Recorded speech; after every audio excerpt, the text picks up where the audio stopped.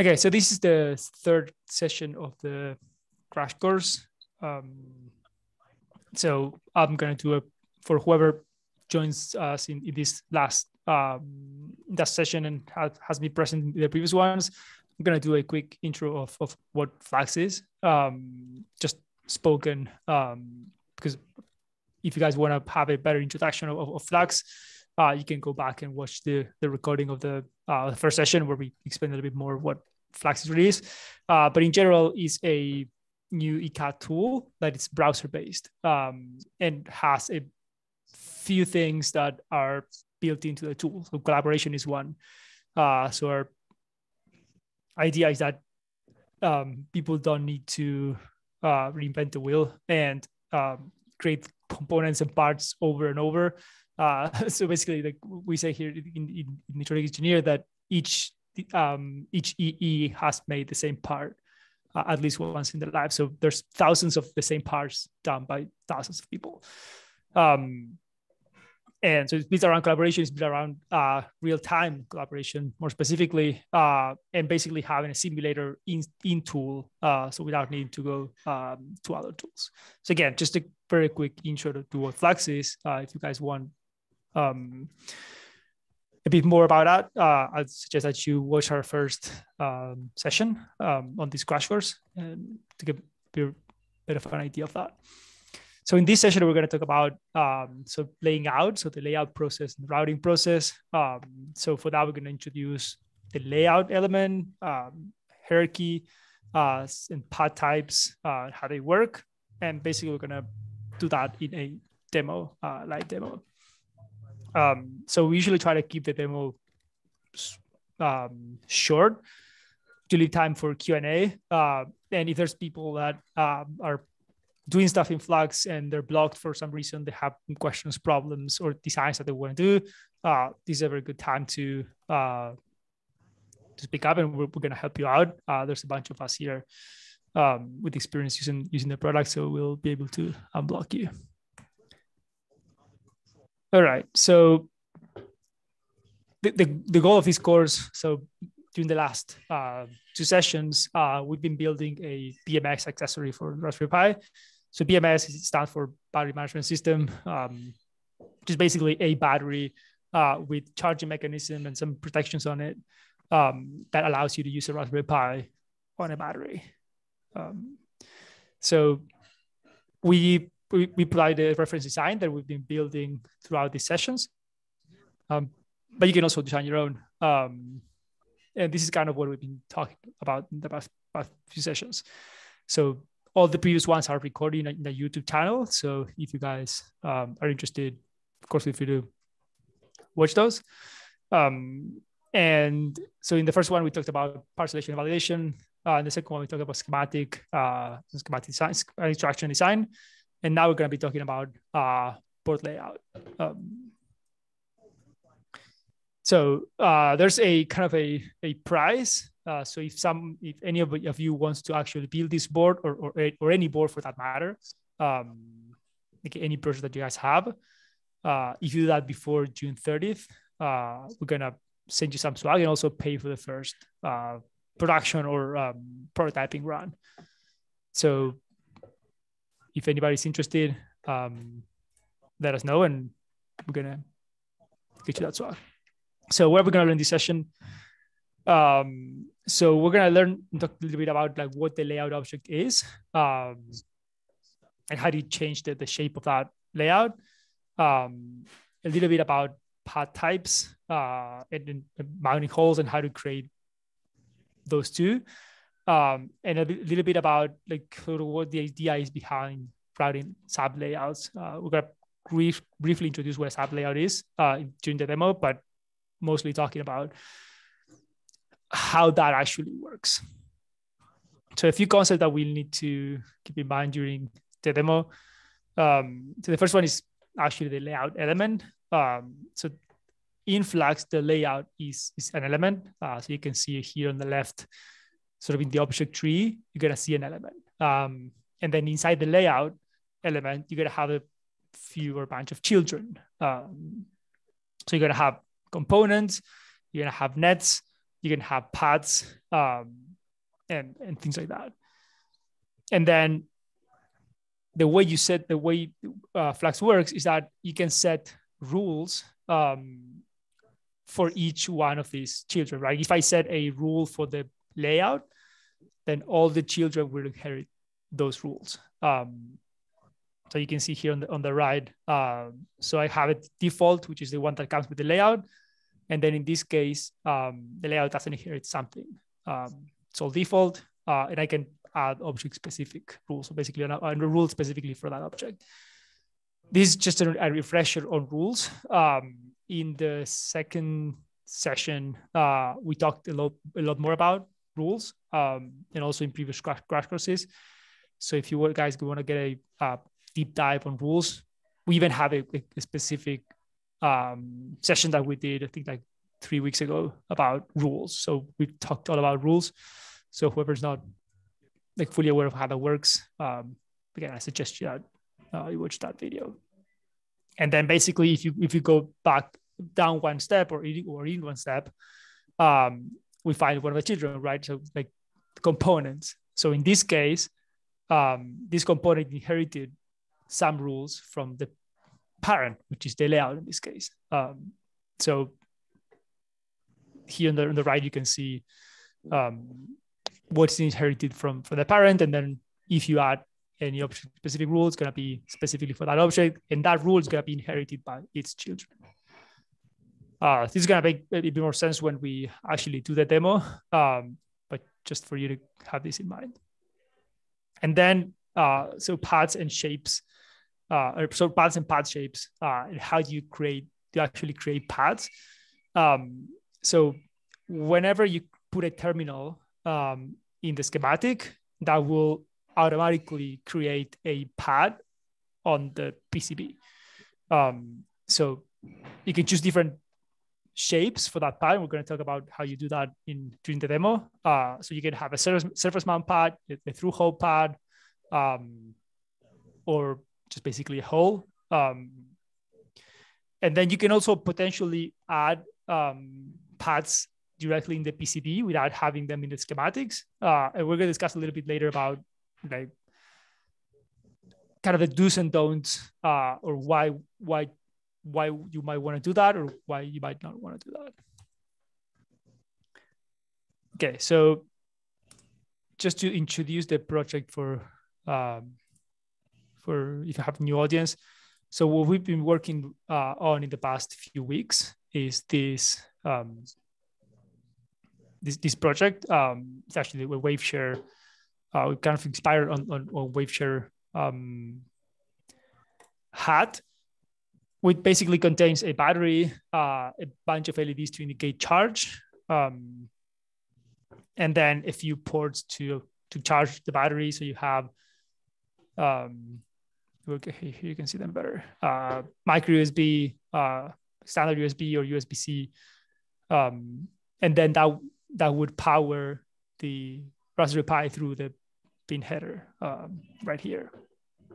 So yeah, essentially, if you mount this on Raspberry Pi, you'll be able to power it through a battery and then charge it.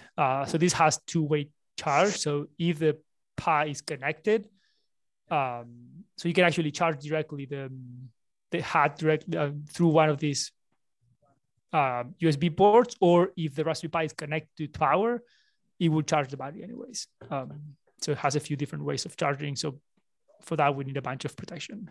And this is the schematic provided by WaveShare. Basically, what we did is copy this schematic into Flux.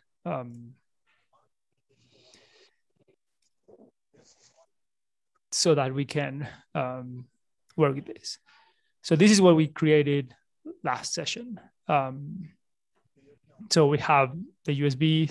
And what we talked about last session was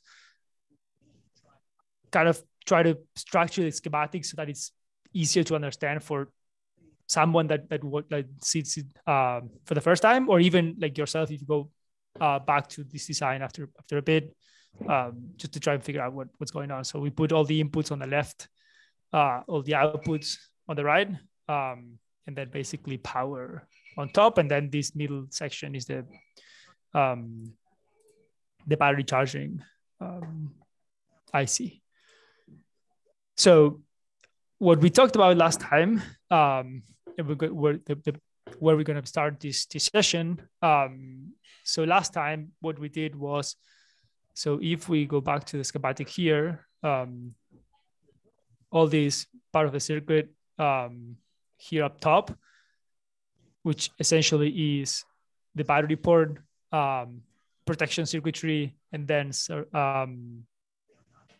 backcurrent prevention, basically backcurrent prevention transistors. What we did was put all of this into a submodule. So a submodule in Flux is basically one part that contains several parts in it. So if you see here, so this is a single block, a single part.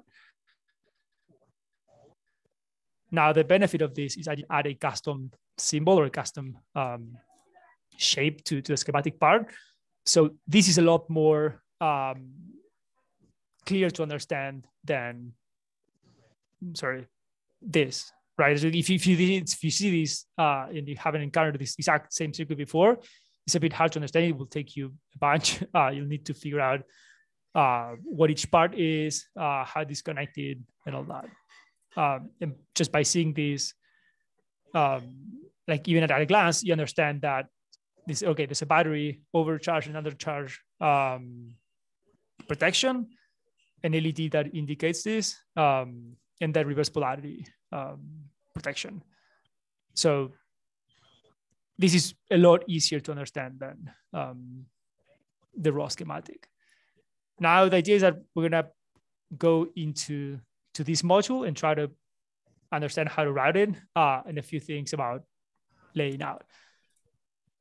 Before we do this, and also to some question that we got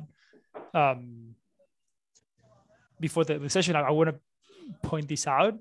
So if I right click on this and I click open, I basically open that specific submodule, right? So here I find basically exactly what you find here. The thing about Flux is that this could even be a submodule on its own, right? So this in case it's just a part, but nothing prevents me from making this a submodule, and then I could click and open, and I will have more parts in it. So this is you can nest things indefinitely. All right. So what I wanted to actually show you is that we have this part that I took from the library. So this is the battery charging, battery protection circuitry. Now, if I go to the PCB, and this is actually could be what happened to some folks here. Sorry, I didn't want to do that. If I click on this part and I open this one, so this is a part that someone created from the library, and actually this part is not correct. So at first glance, it doesn't seem like it. So if it has a bunch of terminals, and you go to the PCB and you see the footprint. Now, what happens is that when you connect this part to something else on your design, you're not going to see the wired nets or the RAS nest connecting to this part. So it seems that this part is not connected to anything. What could happen is that whoever created this part made a mistake. And basically, if we take a look, sorry. So if you take a look at this part, and we take a look at the object tree over on the left, so we see that we have a footprint, which is basically the collection of elements, and then we only have mounts. So there's no paths. So these are actually mounts, which are not electrical paths in this case. So for example, let's try to open another part. just to compare. So in this case, if we go to this part, we can see that it actually has paths and potentially bounds as well. But in this case, it only has paths. And this part only has bounds. So that could actually be what's going on. So even if you connect this part to something else on your design, it just won't work because you're trying to connect an electrical element to something that is a bound element. So that could be just what's going on. So I actually made a different version of this that we can take a look and figure out, which is this version. So basically what I did in this version is I changed the wrong part for the right one. And when I go to the PCB, I can see that this IC actually has all the nets that are supposed to be connected to it. If I had the wrong part, all these nets will disappear, so you cannot really connect it. So that's one thing to actually keep in mind. Okay, so a few things about the layout that we were talking about before. So we have the layout element, which basically is the PCB element. So if we go to the 3D view, what we see is that layout is actually the PCB. So when we interact with this element, we're interacting with the shape and form of the PCB, which is what I was showing you on very quickly during the presentation. All right, so a few things. So now that we kind of understand a little bit what the few elements are. So if we go back to the menu here, I can see that I open up the layout. I have a bunch of components, all these components that you see here. And then when I start routing, I'm going to have all the nets, and eventually I'm going to have also just let me put some, just to have the example. I'm also going to have the specific traces, so I can delete them if I want. Okay, now, so I wanted to talk about paths because in this case they're important. So what I showed before is that you can add terminals to a schematic design, and those will create paths on the PCB. So you have two terminals over here. Actually, we can change the name. This one's C+. This one is C-. And these two create their own path on the PCB. So why is this? So in this case, whenever I use this submodule, I'm going to basically include this in another design. So let me go back to the design that I was showing before, the one that contains the layout.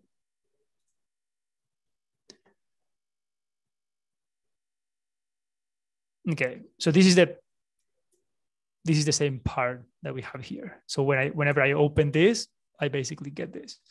So these two terminals are the two points where I used to connect this specific layout to wherever I place this. So basically to the rest of the design.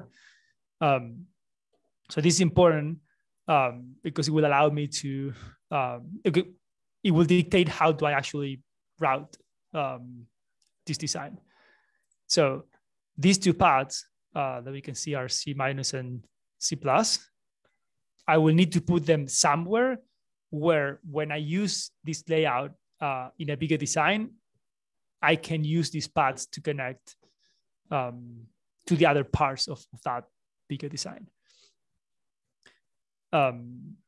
So in this case, what we're going to do is talk a little bit about path shapes. And why is that? Because if we take a look at the shape of this hat over here, it has a specific, of course, a specific shape, a specific size, mounting and essentially mounting points or mounting holes in the four corners. So how do I create those mounting points or mounting holes? I basically have two ways.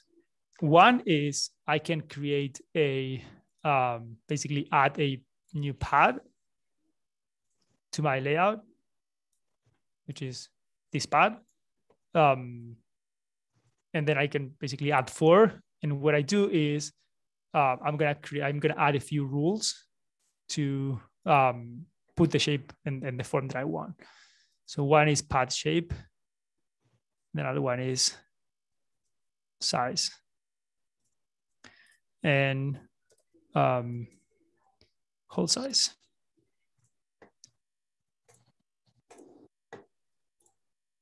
Did I put pad type? No, forgot about that one. Pad type. Okay.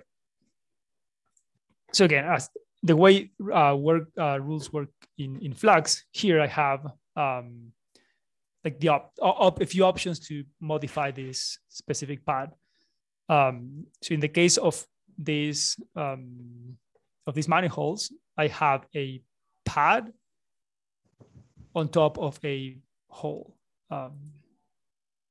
So that is essentially a STD or through hole pad. So you can see here that I now have a hole and the pad on top of it.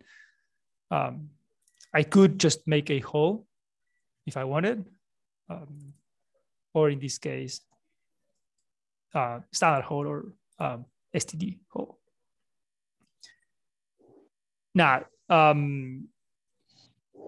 if I take a look at the reference for that specific pad, I know I can see that, okay, I need 2.75 millimeters for the hole and 6.2 for the pad, which is hole size 2.75. The pad was 6.2, right? Now, I can basically do this for like basically 4 times. Basically grade 4, and then I can even copy the layout rules and then paste it into another hole. The thing is that these mounting holes are not going to be present on the schematic, right? Those are only holes are on the layout. This has the benefit that they reduce the clarity on the schematic, but also that you lose that connection between the schematic and the layout. And then the other problem is that you kind of, you have less flexibility, and you're going to understand a little bit right now. So the other option is that I go to my schematic and I essentially place 4 terminals, right? And then I can, for example, name them mount 1, mount 2, mount 3, and mount 4. Right, so if I come back to my PCB now I have my 4 mounts. Where's the 4th? Oh, here. 4 mounts. What I can do, and this is actually one of the pretty cool things about Flux, about how rules work, I can create a rule that basically affects all these holes or mounting points at the same time. So what I can do is they say, okay, I want to find all the designators. So all the, I have some example here. This, what's going on?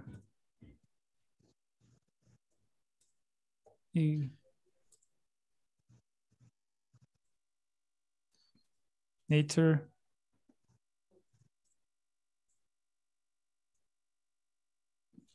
Nico, there's a couple questions while you're working on that in the chat. Shoot.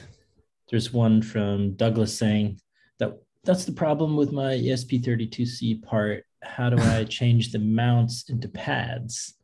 So I think you're kind of showing that now.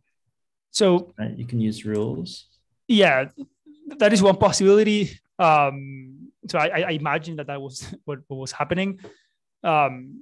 So the best way to do that would be to clone the part.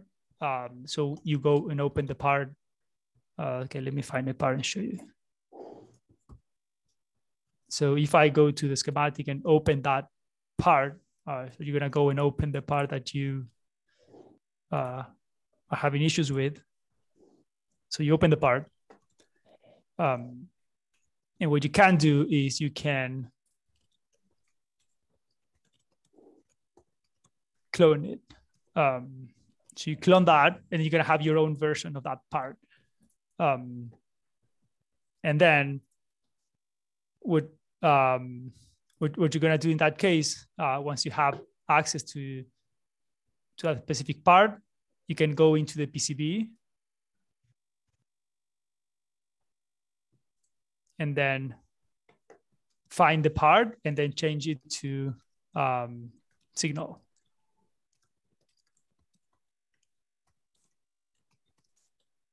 And then you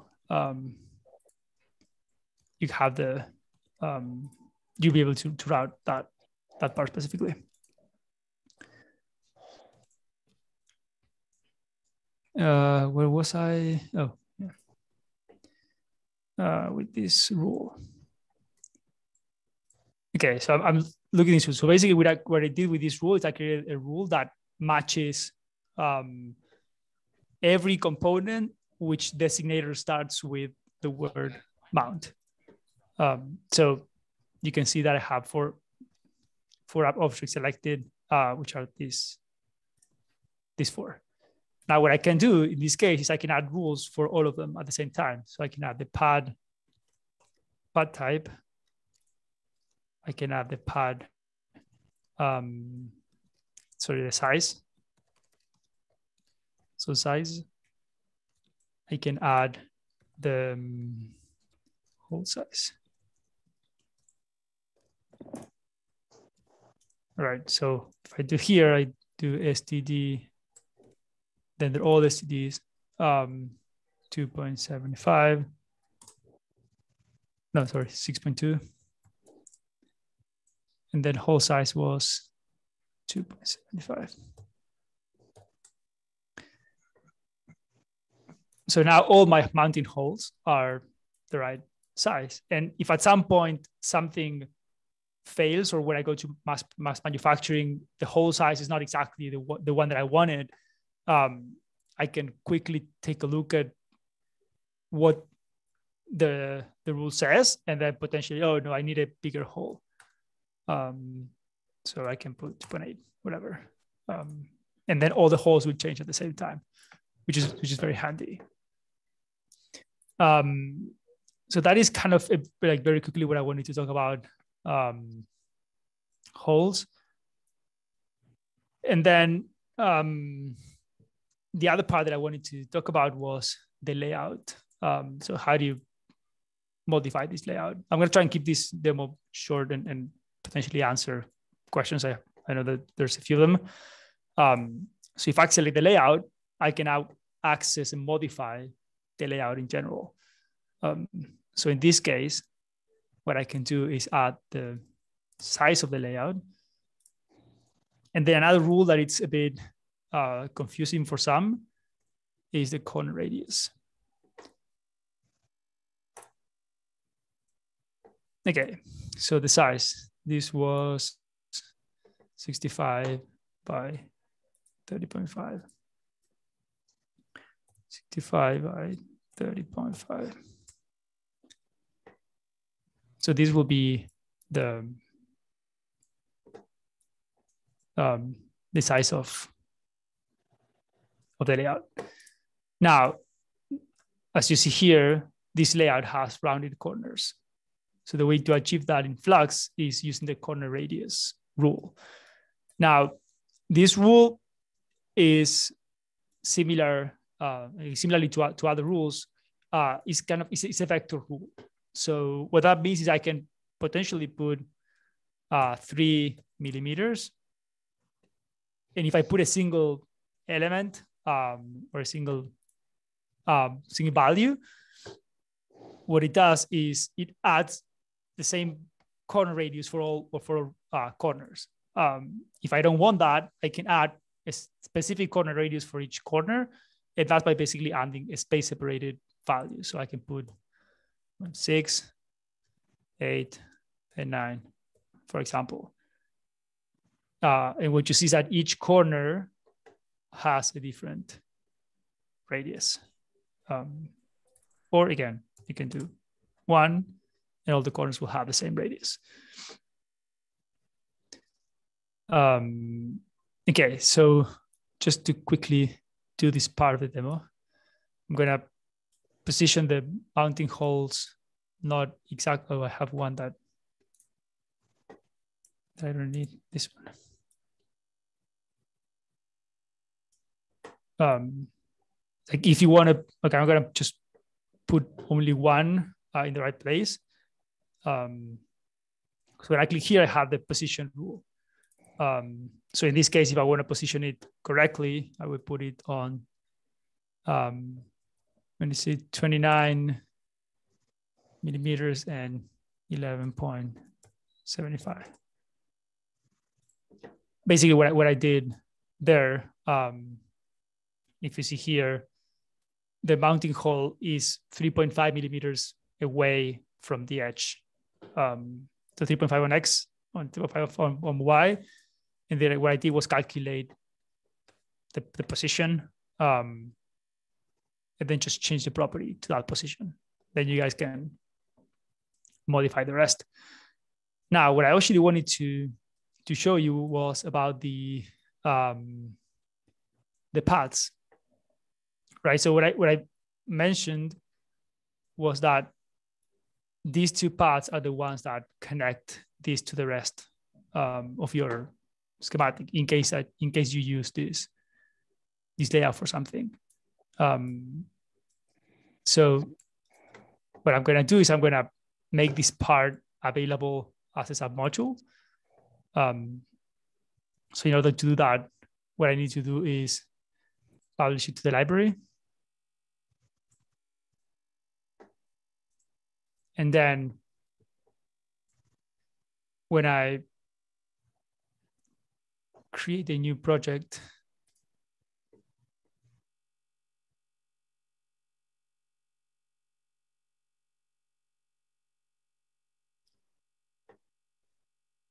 and I look for the 65, which is my symbol. I have, like, I could create a custom symbol for this, the same way that I created. Just going to show you on the other one that I showed you before.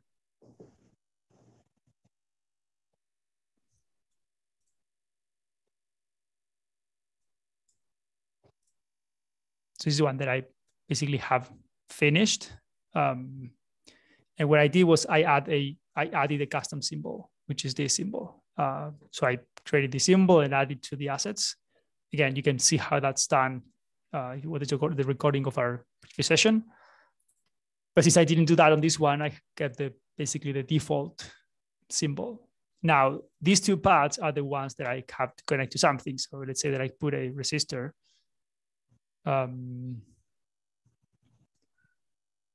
Remember this one. And then I connect these two to the resistor. Now, when I go to the PCB, I have my whole layout, right? Exactly as I put it.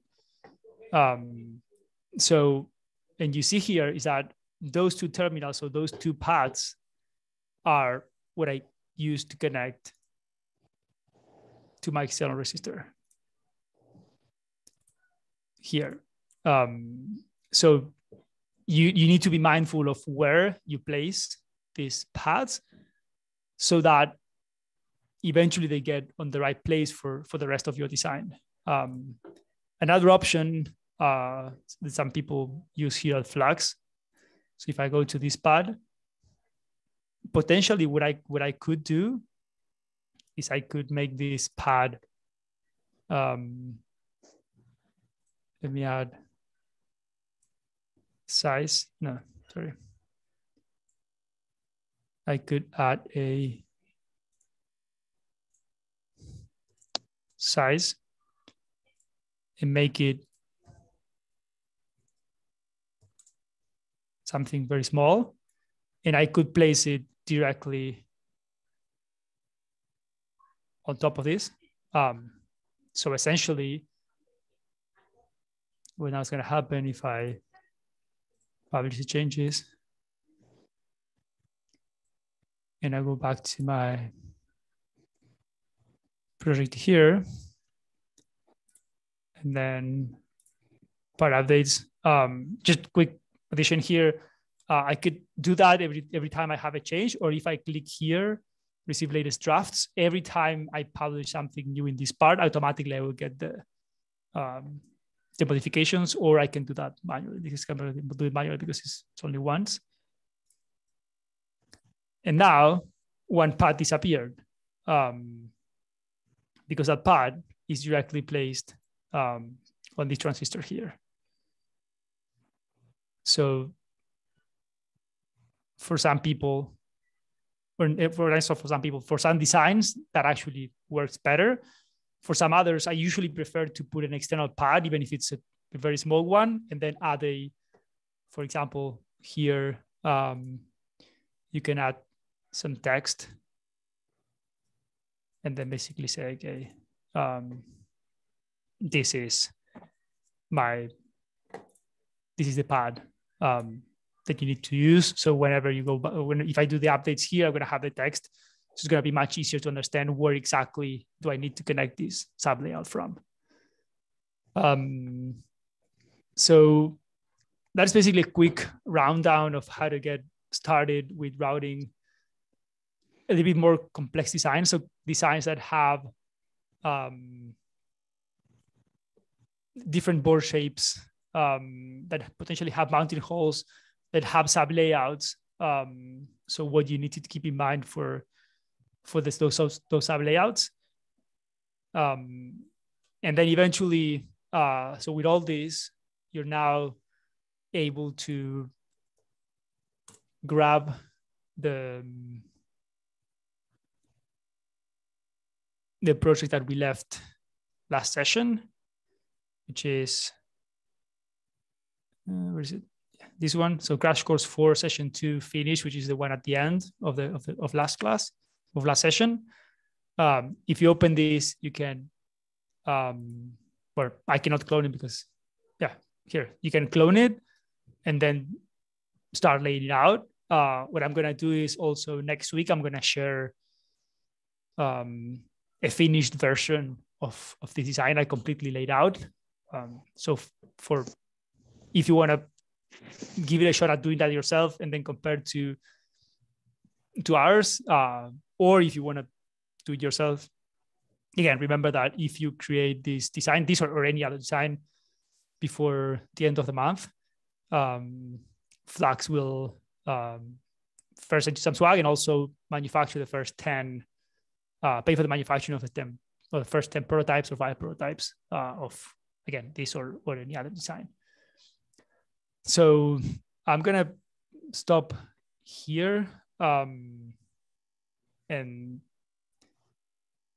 take a look at the questions. Again, about this project or any other projects, if there's some others that are working on those projects and have issues, problems, or anything, that speak up so that I can get you unlocked. Yeah, on that note, it sounds like Douglas got a question in the chat, just saying, so I just discovered a problem. If there are two pads connected to the same net, when you include it in an upper layout, only one of the pads is accessible. Yeah, so if you go to that example you just created there and go into the part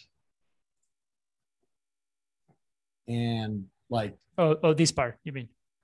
Yes, and make another C plus. So like maybe you have one on one end and one on the other end of your layout, so you want to have two pads. Okay. It doesn't matter. Just in the layout when you lay it out, so you can just hook them together. If it's the same net, it's another C plus net.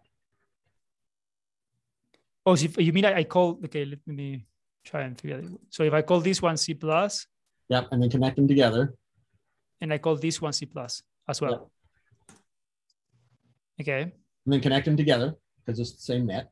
It's just two pads connected to the same thing. It's like having, in my case, it was two grounds. Oh, sorry, I there's the wrong button. Where was I?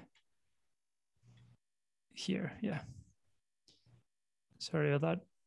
So if I connect it over here, you mean? Yep.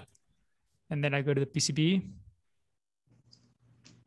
Yeah, and just put it somewhere else. That's fine. So now publish it. Go back to the other program. Oh, I think I'm modifying the wrong part. Okay, let me do that.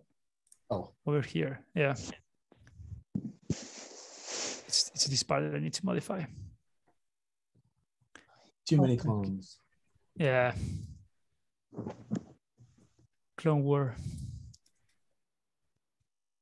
C plus. And this. Now publish that. Okay. I'm gonna go here. I'm gonna quickly see if that's if we need to do it again. Yep. Okay, and it shows up here. Mm-hmm. So go connect it. Go connect it to two different resistors. All right. And then go to the layout. So this one I put on this resistor. No, the other resistor. Well, and this one I put on this one. Yes. There you go. Okay, we're good? Yep. Okay. Almost good. There you are. Okay, now go to the layout or the PCB. And so you have R2. And the second pad, where's the second pad? Oh, the second part is one is here and one is over here. Oh no, the second part is over here. It's just in the center. Okay, let me because the second pad, it's case, let me put this out of the way so that we can actually see it. So, okay, this is one. Yep. And the other one is this one, right? So the another one next to each other. Okay. So one is connected to here and the other one is connected here, right? Yes, but it's really the same net, right? Oh, so they're not connected together, you mean? So they should connect together. Well, so in the sub part, I connected them together, but then when I try to go upper, it will only let me use one of them. Yeah, I need to, because to the outside, they're different paths. So the outside doesn't know what you did internally. So let's try this. So you basically did this, right? In your design, you connected them together. Well, in the sub design, I connected them together. Yeah, this is the sub design. Oh, okay. And I connected you connected them together. This is the top level design. No, this is down. This is the top. This is the down. Oh, okay. Got it. So in the down, I connected them together. Right, and connect them to the resistors and here they're doing what, right? So I connect one resistor to one pad. Yeah. Okay. Well, it's working for you, and in my it didn't work. I don't know. Okay. But yeah, so if you can share me your project in Slack, I'm definitely glad to take a look and see what might be wrong. But just to kind of recap what should happen, which is this. So here is the part itself, right? The bottom or the sub layout. So what I did in this sub layout is I connected two terminals called the same or different, doesn't really matter, to the same net. So what I do in my PCB, I should connect them to the same net, right? If I don't, there's going to be a missing part here, right? They're not going to be connected. So I need to. Yeah, it doesn't look like they're connected. Well, yes. Okay.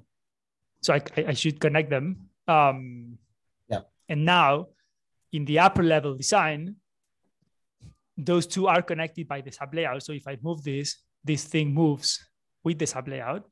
Yep. And then the ones outside the sub layout, which are these two. Okay, so I guess this is the issue.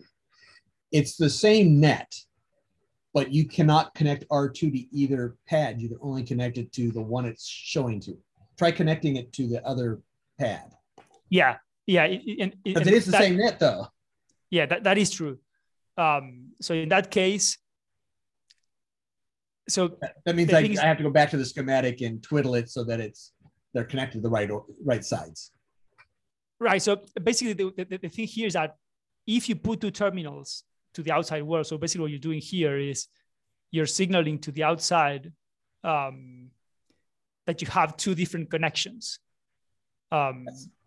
So if you internally connected them to the same net, but you specifically said, no, I want 2 points to the outside, is because it's like a part that has 5 grounds. I should be able to hook any of the grounds together, and that works. It just is not working for a subpart. It's not honoring the fact that it's all the same net. So if you need to connect them together on the outside, this is what you would need to do. Right? And now. Oh, and now they're connected. Okay, I got it. Right? So this is the same thing as a part, right? So think as a footprint, right? Some footprints have two grounds, right? And if the manufacturer puts 2 grounds, you need to connect the 2 grounds outside, right? Because the manufacturer actively told you, I need you to connect these 2 pads, these 2 grounds on the outside, which is what you're doing here, right? So in your pad, you're saying, okay, no, I have 2 grounds, or in this case, 2 VCCs. No, you're right. I have 2 now. Yeah. Because you need to connect them. So me as the manufacturer, designer of this part, I'm saying I put 2 to the outside because I expect you to connect both outside of this part. So what you need to do on your upper design is say, oh, they're the same. I'm expected to connect them together. Boom, I do. Yeah. And I did do that. So I don't know. I don't know why it's not working.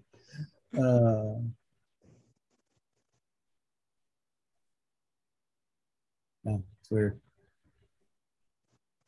Yeah, I'll send you the part. Okay. Yeah.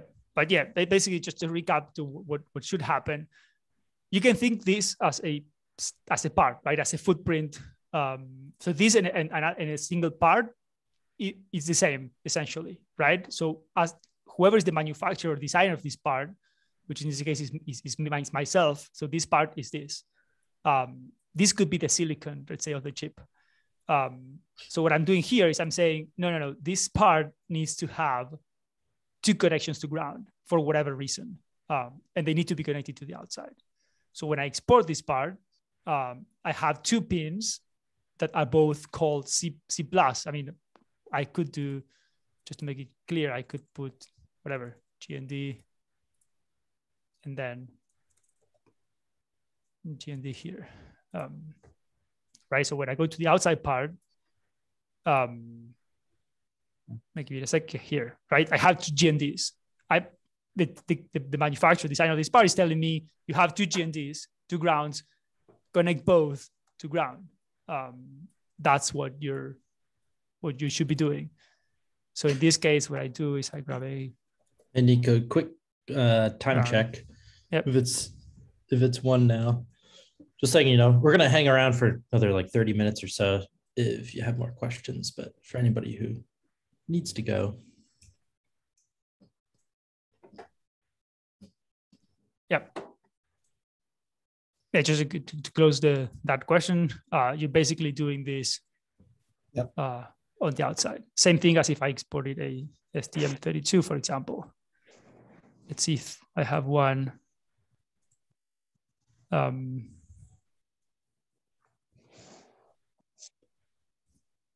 this one doesn't have two grounds. Amazing. Okay, let's see if I can find one that actually has. I'm not gonna find one. Yeah, here. So this one has two VDD pins, right? I'm expected to do this on the outside, and then put both of these to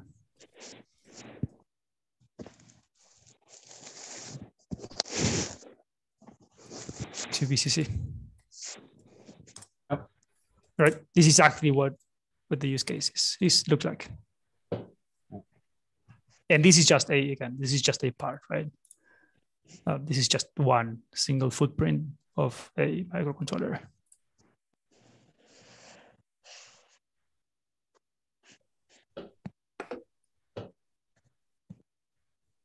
Okay, does that answer your question? What you said made complete sense, and that's what I did, and it doesn't work. So Okay. I don't know what's wrong with mine, because I do have them hooked together. I just want to go into the PWB, one of the pads. When I click on pad in objects, one of them highlights, and when I click on the other, nothing highlights. So it's just like it's going, yeah, there's only one. Okay, yeah, then send along the design, your project. I'll take a look. But I just wanted to clarify what the expected behavior is, and then how did we think about this? Yes, I think that should make sense. If we have a specific problem or bug somewhere, we'll of course track it down and fix it. But this is how it should be working. Should we open it up for more questions if anybody has them? Let's. I'm really curious about like what everyone's working on, just what the projects are to get a sense of what the variance is like. So if you want to share, what you're working on, you don't necessarily need to be stuck or have a question, but it can also be a general question about Flux and what it can do, what it can't do, anything like that.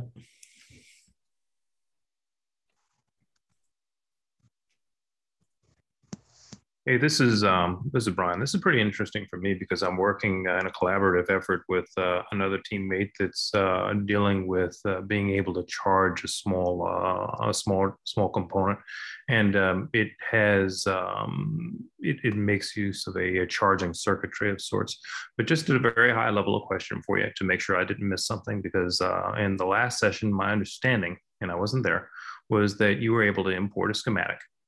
You're able to use that schematic and basically generate a PC board based upon the schematic.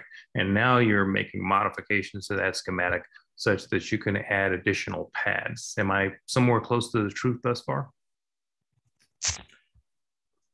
I'm not sure I follow the first part of the question. Yeah. I don't think you can't import a schematic. As of now, you need to recreate it. Okay, thanks.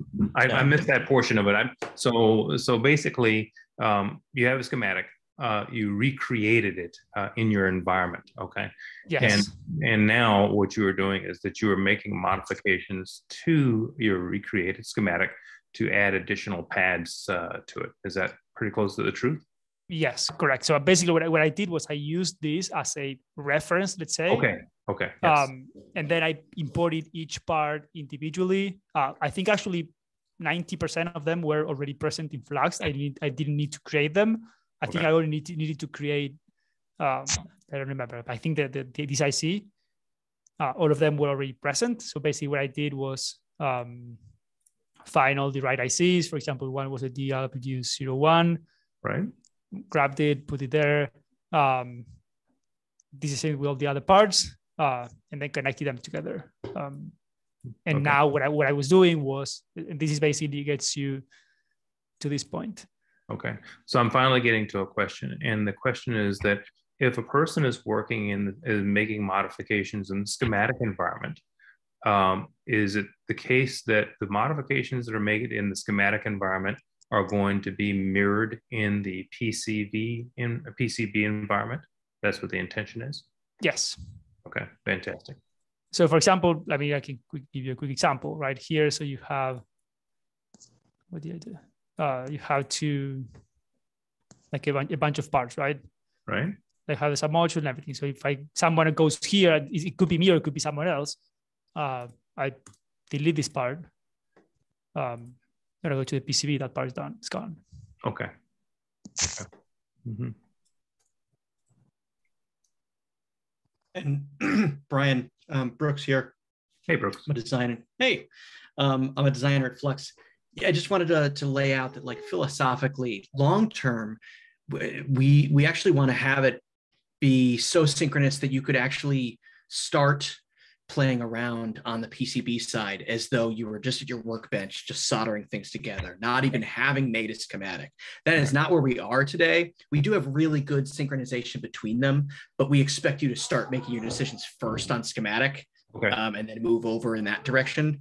Just wanted to lay out, hey, long-term, we sort of see it all as just start where you want to start. Okay, that makes sense. Kind of like a breadboard scenario, right? Like you might put a bunch of things, you connect them together and see how that works, figure it out. Okay. Mm-hmm.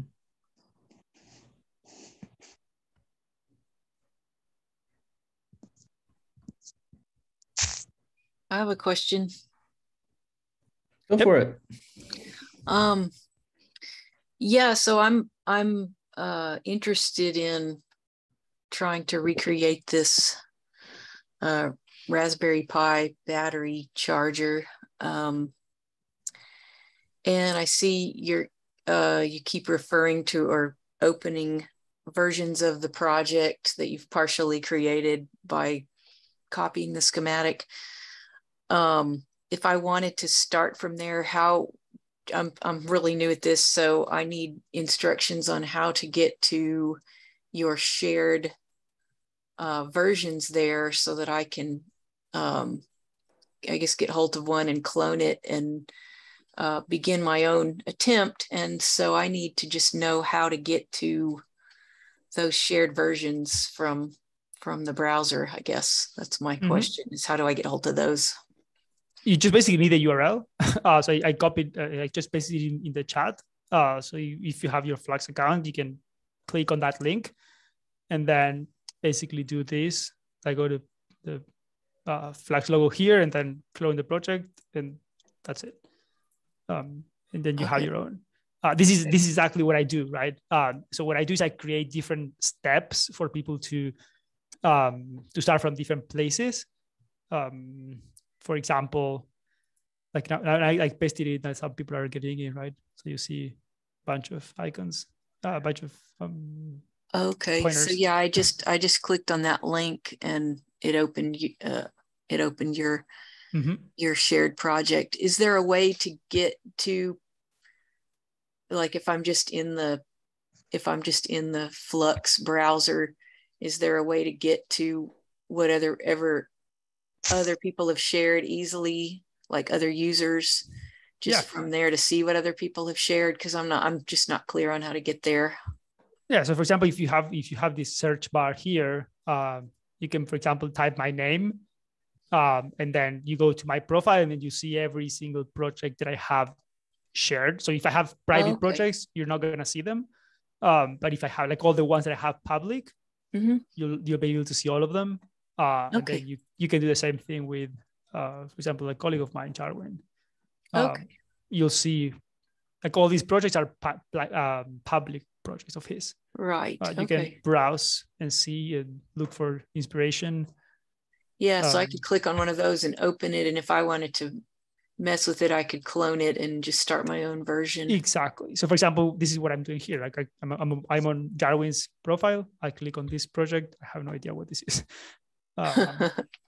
Yeah, this is kind of half done project, because he does the same thing as I do, right? We create different projects at different stages for people to start from different places. Right. So if some people want to create all the parts, some people don't like that and they want to just route things. Some others, they just want to do the schematics. So we provide a bunch of examples for people to start where they prefer. And then what I would do is I will click here and then clone, and I will have my own version of it. Okay. And you can also star projects if you want to keep them for later. And then on your profile, if you click the little star thing, you can, it's like a way to bookmark so I can just go to them all at one time. Yeah, you got it. Okay. Great. That answers my question. This is a really good question, though, because I think we could make it more clear kind of how you navigate outside of the tool. And there's a lot of thinking that we have around there, but we haven't really prioritized it because we want to make sure the tool is really, really good. But kind of discovery outside of the editor, it's like a whole problem space. We haven't really This is the start thing that Lance was just saying. So you can start it or not. Yeah. Okay. So it's right up there at the top. I see. You can start parts too to make them easier to find. Yeah, like your favorite parts. Yeah, just over there in the left in the browser, you can filter by starred parts. And that's kind of a nice way to create your own library. So for example, this. Really okay, this is not a. I was just talking about like the star filter. Like you just click the little. No, I was say that this is not a part. This is a project, so I cannot search it on the library. Yeah. So I need to find some part from Jarwin. And then basically, if you start a part, you can, like a generic part. I can start this one. And then when I search, generic, this is public, yeah. Right, okay. 26, yep.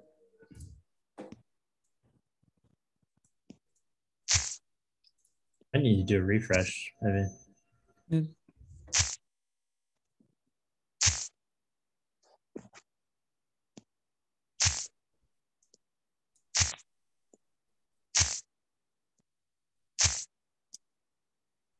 Is it called?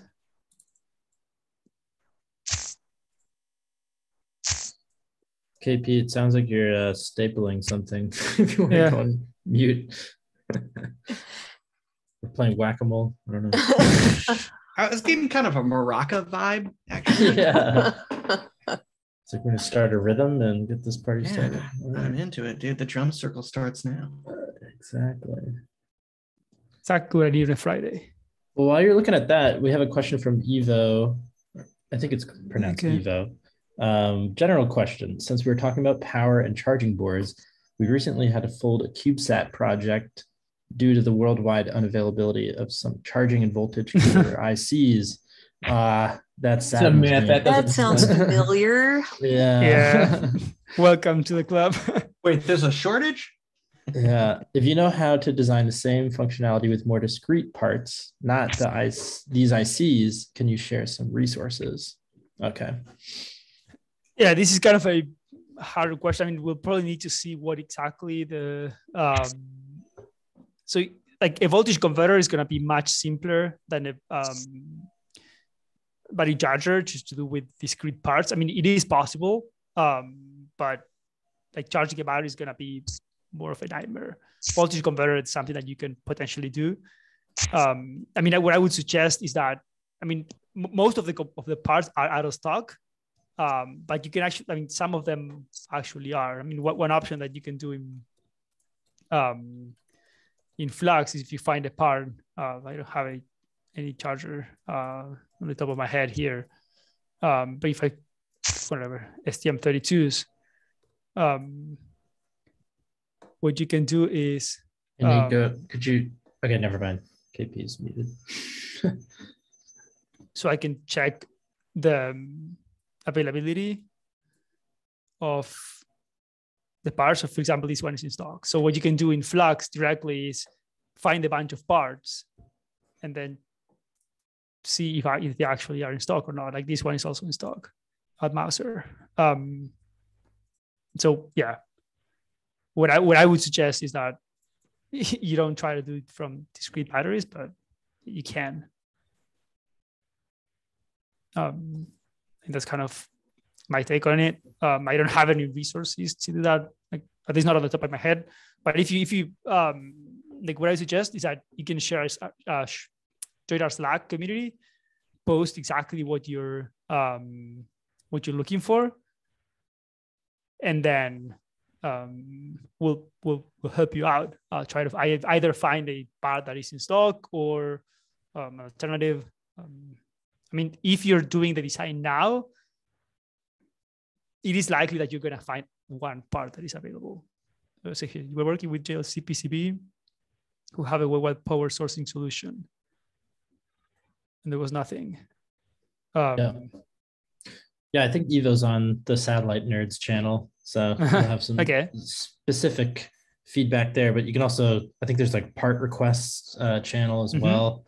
You know, there's like 400 or 500 people there to help you out. If you got questions about anything, and we can always like make channels too if you have specific needs. It's kind of up to y'all. But yeah, definitely ping me in whatever channel, the parts channel, or the Space Nerd channel, whatever. Like describe a little bit what you're looking for, like what type of battery you're trying to charge, because that will dictate what type of parts you can or cannot use. Like a few of your needs, and I'll help you out and see if there's something out there. JLC PCB works with specific manufacturers, specific lines of components, so it doesn't have usually, unless you're like working with them as a manufacturer at volume, they have a limited subset of parts that they source. So you might have better luck searching directly through suppliers like Mouser, DigiKey, and so on and so forth. Hey, a quick question for you. So Nico, when you were working earlier on and you had a device that was superimposed on the, and you're trying to be able to insert the penetrations, the through-hole penetrations, you said, oh, I did a calculation to be able to know specifically where they were located.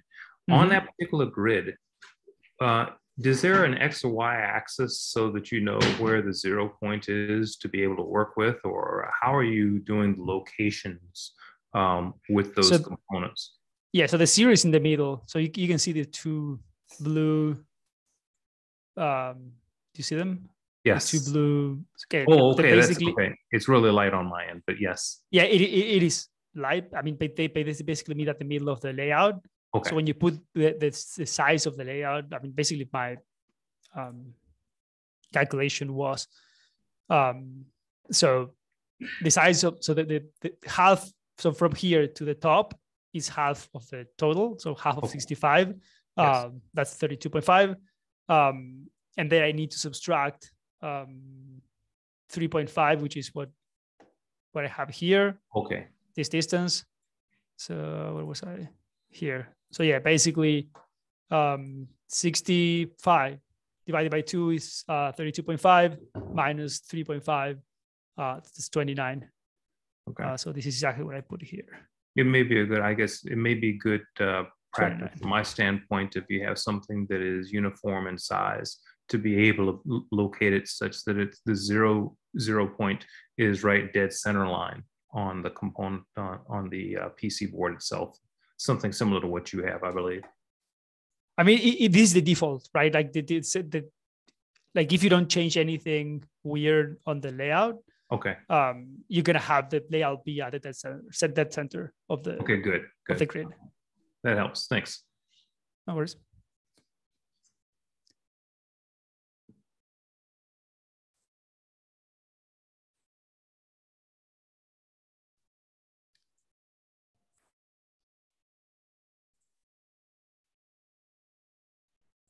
couple more comments in the thread here. Mm-hmm. We got Jeremy just saying, be careful about overcharging lithium-ion batteries. I was saying, I've definitely done that before, and the results are explosive. Let's say. This is exactly why you have this part here. So prevent from overcharging and also over discharge, because if you over discharge the batteries, they're gonna get less capacity very soon. So this IC does exactly that, like overcharge and over discharge protection. And some feedback from Virginia saying axes is a little thicker. Message received. Yeah, they're a little bit faint. It's a little bit hard to see the axes. That's good feedback for Brooks. There's a weird. Is there a vacuum running? Yeah, there's a vacuum. Yeah. Okay. Yeah, that's a vacuum in the background. Sorry.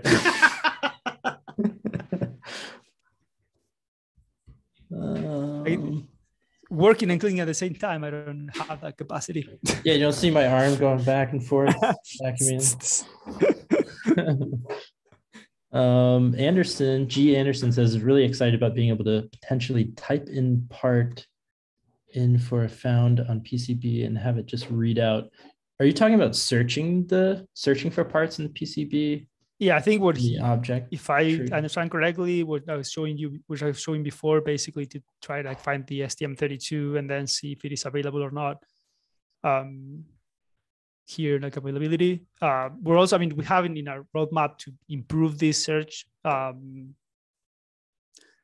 that you can see different things. So, for example, if you're interested in the availability, that you might see the availability right on the search.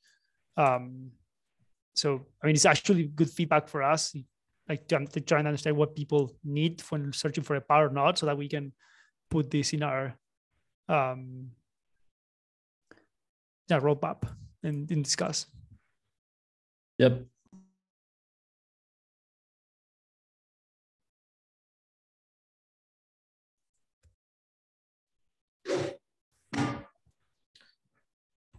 Any other questions, or anybody want to share, the project that they're building?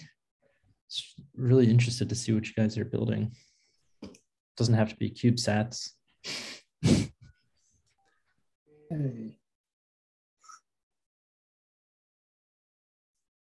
If we have time, I'd really like to see how to turn mounts into pads. Since I imported a KiCad schematic and it imported all the pads as mounts. So I think it's going to be a common problem. Mm-hmm. I didn't create the part. I imported it and all the pads are mounts. Okay, let me... If I remember correctly, in our data structure, mounts are not different than pads. So it should be really easy to switch. Am I right, guys? I haven't tried actually, but let's see. I think that's the way we design it, because in our heads, we were like, hey, what is a mount actually? Do you know what I mean? What is this? It's actually just a pad. Well, Douglas, do you have the part that you imported? So we just look at the real example. Sure. Let's see. If I click on this.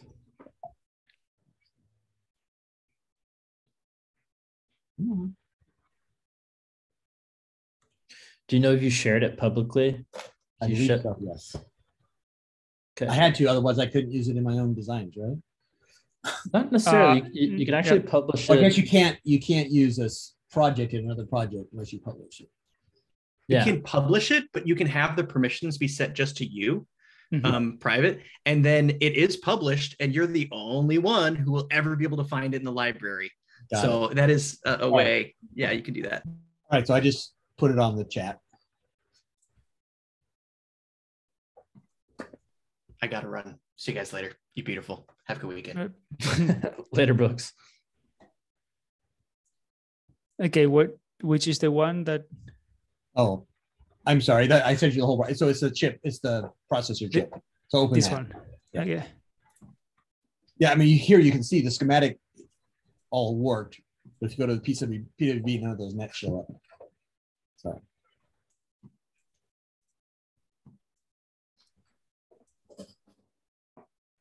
Okay, let's see. This is not opening. Okay. Never mind.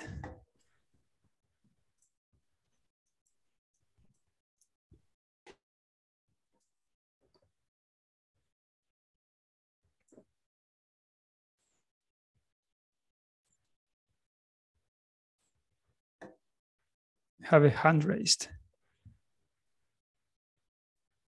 Yes, KP. Like, have a question, or was that a misclick? Right. So if you open up that part, you won. Oh, there you go. Got it. What you're doing? I cannot open this part for some reason. Maybe I didn't share it. This is not your part. Okay, give me a sec. Oh, it's not my part. Yeah. Okay. Somebody else's part. Which is, yeah, this part. And you don't have the, okay, let me turn off.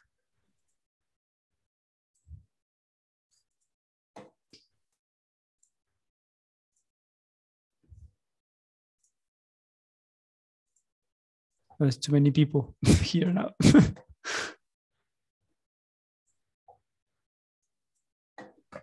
I can figure out where I cannot open this part in specific. Well, you did have that little 6-pin part that had the same problem. Yeah, I can try with that part. I think it's gonna be easier.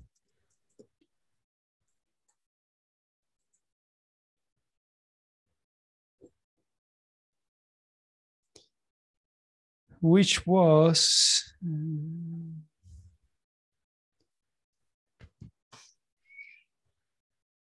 this one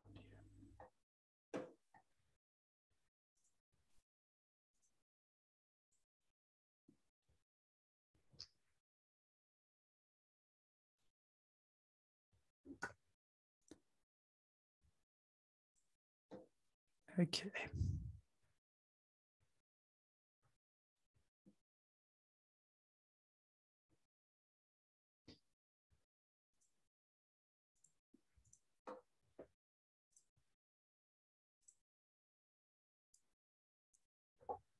This is the right part, not the wrong part.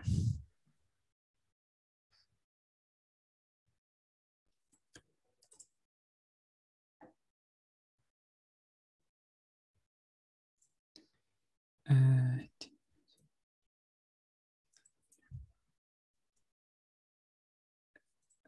this should be the wrong one. Yes, this is the wrong one.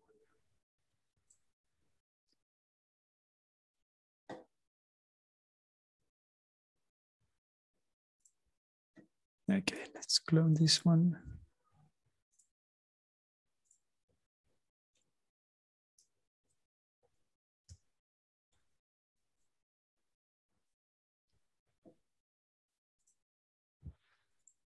Okay.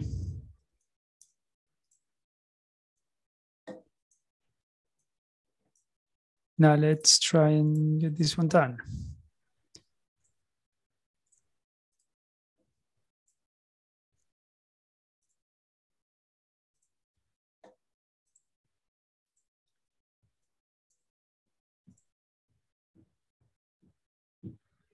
This is me, right? Yeah.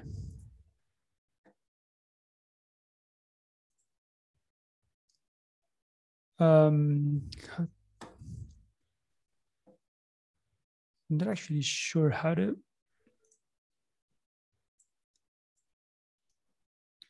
I mean, I'm not sure if there's a way to convert it directly. Terminal. I mean, another option is, but you need to place the part directly. So if I understand your problem correctly, is it that when you import a part, it's coming in as a mount and not a pad? Yes. Yeah, the problem is that when you route it after the fact, you route it on the schematic, but when you go to the PCB, you don't see the rat nests tied to the pad. Yeah. So what actually worked for me, I actually ran into a very similar issue with some of my parts. Basically what you have to match up with between the footprint and the schematic terminals are when you're in the schematic terminals, there'll be a property called pin number. And that pin number has to be associated, I believe, with, I think it's the pin number of the pad. So like if you like added it's either the pin number or the designator.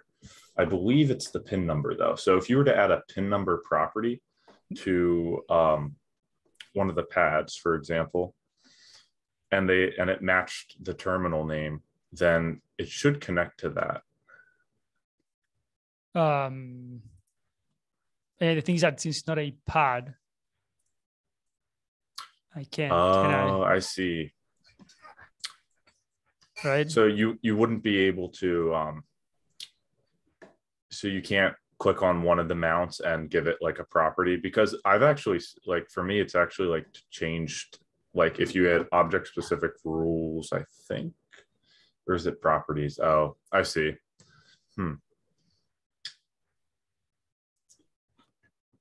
Yeah, I'm gonna have to take this one and figure it out. I'm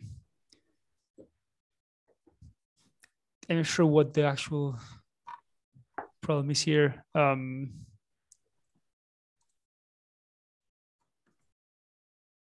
But yeah, I mean, okay. So I mean, yeah. So one thing is that you need to make sure that the pin number matches the one here. So whenever you place a new terminal, so this one is gonna be whatever pan 8. And then make sure that this one has the right pin number. But with these mounts, I'm gonna have to figure out. I ran into this problem today, and basically what I did was I recreated the part like from scratch, and I made it work. But yeah, we should find a way to fix these ones. I mean, otherwise you'll need to create the part on your own.